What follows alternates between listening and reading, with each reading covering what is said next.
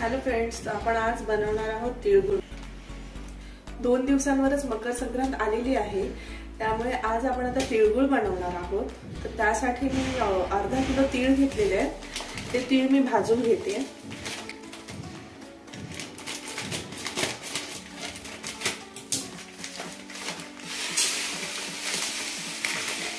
हे विदाउट पॉलिशचे तीळ घेतलेले आहेत। बाजारात पॉलिश वाले तीळ सुद्धा भेटतात, पण मला विदाउट पॉलिशचे तीळ आवडतात, त्यामुळे ते पहिला आपण भाजून घेऊया।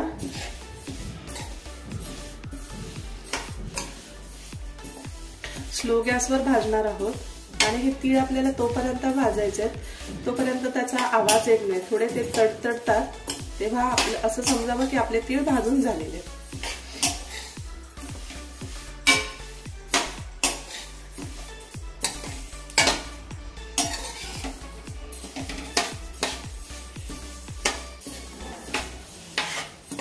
तिळाचा खूप छान असा वास सुटलेला आहे।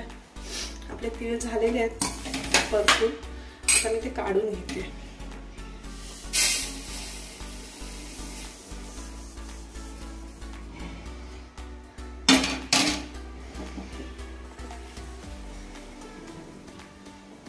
त्यानंतर इथे मी पाव किलो सुकं खोबरं बारीक किसून घेतलेलं आहे, ते पण आपल्याला थोडं परतून घ्यायचं आहे।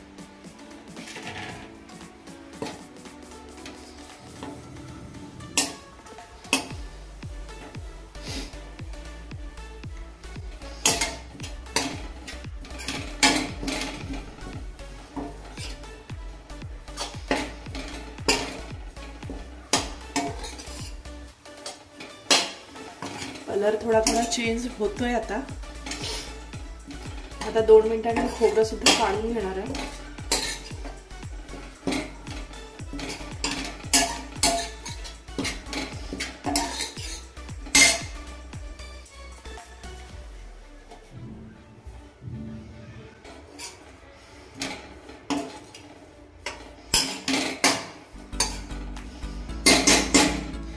खोबरं पण झालेलं आहे आपलं, ते आपण तिळामध्ये मिक्स करूया।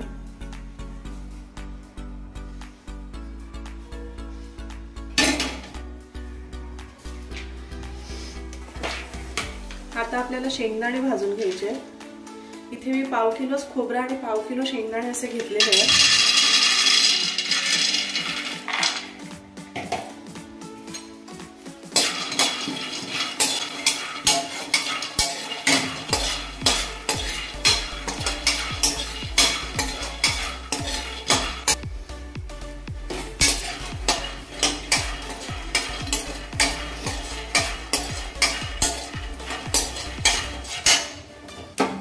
शेंगदाणे भाजून झालेले आहेत। आता मी याची सालं काढून घेणार आहे आणि ते बारीक करणार आहे।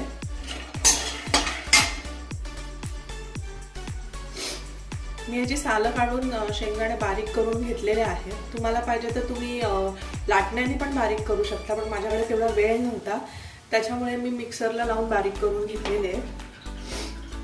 आता मी परत एक कढई घेतलेली आहे, त्याच्यामध्ये आता आपल्याला गूळ टाकायचा आहे।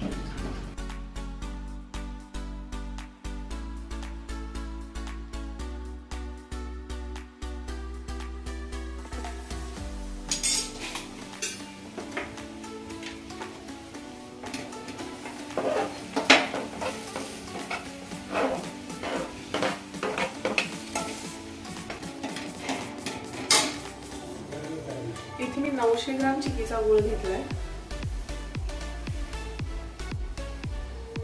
तुमच्या आवडीनुसार तुम्ही कमी जास्त करू शकता, पण मी अर्धा किलो तिळाला 900 ग्राम गूळ घेतलेला आहे।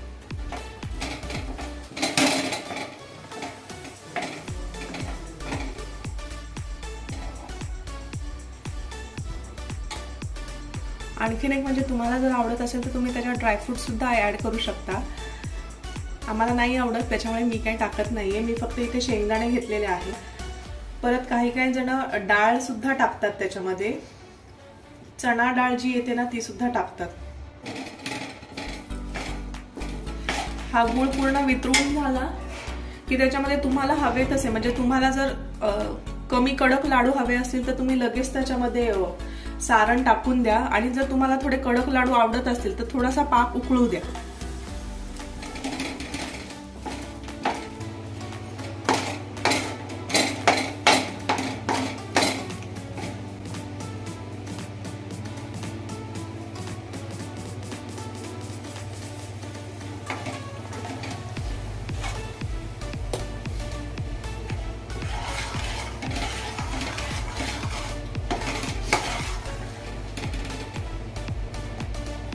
आपल्या आता गुठळ्या सुटलेल्या आहेत। त्याच्यामध्ये मी आता वेलची पावडर टाकते।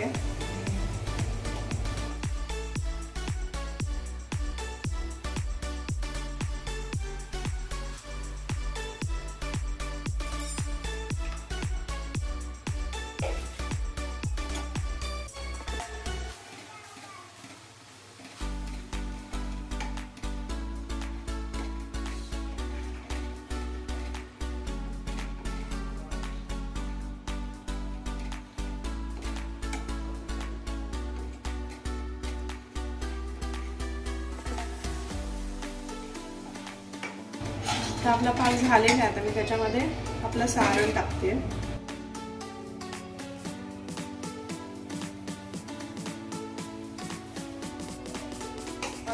मिक्स करून घेते।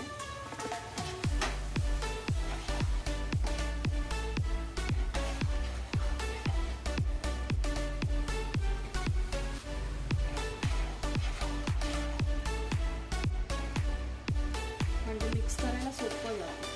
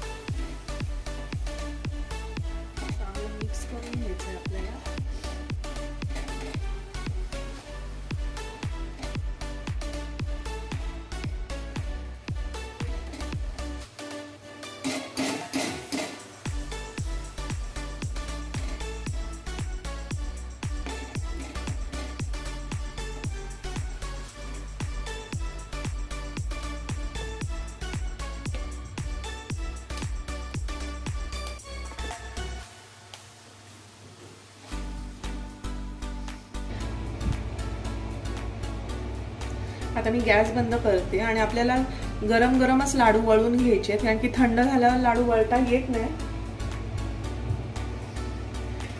त्याच्यामुळे गरम गरमच वळून घ्यायचे।